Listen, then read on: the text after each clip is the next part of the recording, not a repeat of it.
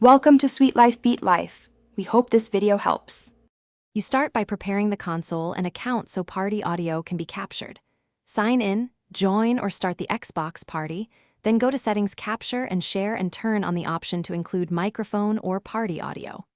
Once done, make sure your microphone privacy allows recording and that all party members permit capture. Now trigger the clip immediately.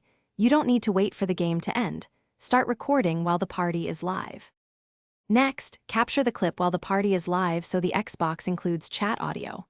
Open the guide, choose Capture, and select Start Recording for a live clip or use record what happened to grab recent minutes.